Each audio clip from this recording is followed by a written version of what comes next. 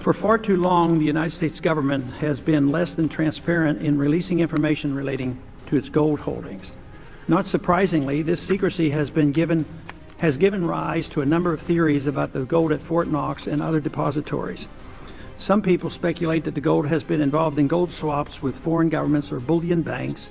Others believe that the gold has secretly been shipped out of Fort Knox and sold, and still others believe that the bars at Fort Knox are actually gold-plated tungsten.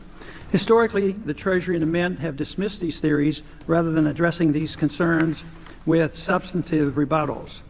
No one from Congress has been allowed to view the gold at Fort Knox in nearly 40 years. Recent photographs of gold holdings seem to be hard to come by, and the Mint and the Inspector General's audit statements contain only the bare minimum of information.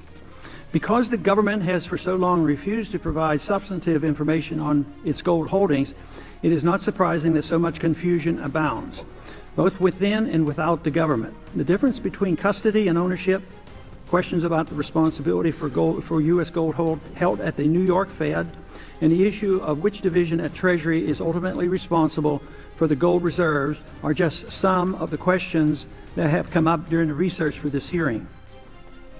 In a way, it seems as though someone decided to lock up the gold, put the key in a desk somewhere, and walk off without telling anyone anything.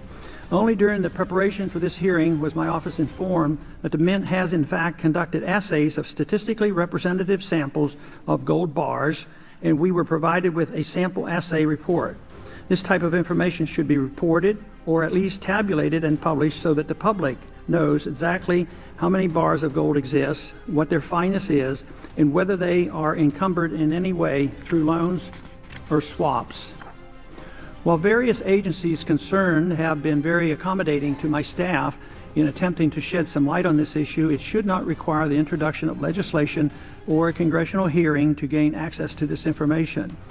This information should be published and available to the American people.